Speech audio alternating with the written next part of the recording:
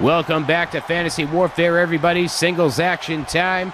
We've got Logan Paul in one corner, LA Knight in the other. Of course, they're verbal. I guess you couldn't really call it verbal because Logan Paul just stood there and looked kind of silly, being like, oh, really, bro? What's going on with this, bro? LA Knight, of course, telling Logan Paul that he's a guy that makes YouTube videos for 14-year-old girls and has the nerve to call himself a megastar. And, of course, LA Knight was also the further subject of discussion this week when Kevin Nash came out on his podcast, Click This, and said that LA Knight, to him, is nothing more than a ripoff of The Rock and Stone Cold Steve Austin. That certainly has set the internet on fire. I remember the days when you could share your views on a wrestler and it wouldn't set things on fire, but apparently Kevin Nash is unable to do so. Personally, I don't agree with Mr. Nash. I don't think that LA Knight is a full-blown ripoff of The Rock and Stone Cold Steve Austin. Are there inspirations to the character? You betcha.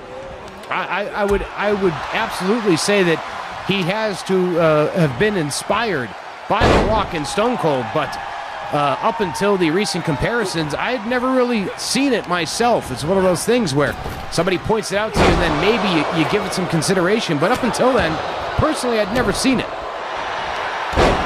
But it's a wild world out there in the world of wrestling. We're going to be careful about sharing our views. In fact, some people may be angry with me for saying I don't agree with Mr. Nash.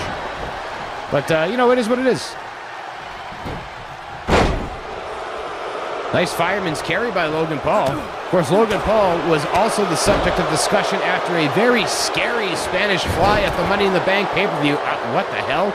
Did he just break the Matrix with that one? I think he might have. He broke the Matrix with that backflip. That moonsault. Nice power slam by LA Knight. As we were saying, Logan Paul was involved in quite the scary situation. That Spanish fly from the ring through the tables. Logan Paul and Ricochet had very unsteady feet in that one. I got to tell you, watching that one live on the Peacock and the WWE Network, for those of you internationally, that was a scary scene. And I definitely maintain, and I don't think they would have done it without a table, but if there had not been a table there, we'd be talking about two guys with broken necks here this week. So very grateful that nobody suffered any major injuries in that matchup. Sounds like everybody get the usual bumps, scrapes, and cuts. Speaking of bumps, scrapes, and cuts, LA Knight in firm control here of Logan Paul here in our second match of the week on Fantasy Warfare Viewer's Choice. Nice butterfly suplex by LA Knight. Misses the elbow drop. Logan Paul moved out of the way on that one. Nice neck breaker.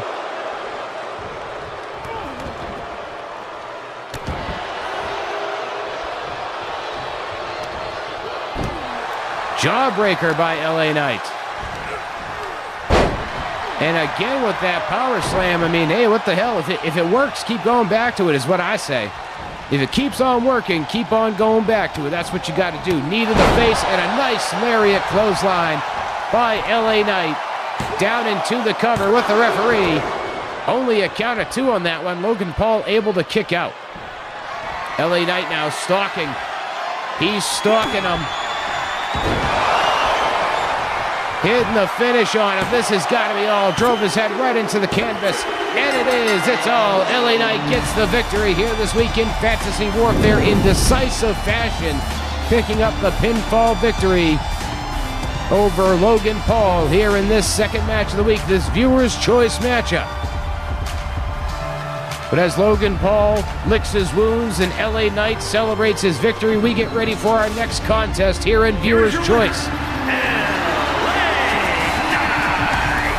Bullet Club Gold and the Dark Order will collide coming up next, as it will be Switchblade Jay White going one-on-one with the Exalted One, Brody Lee.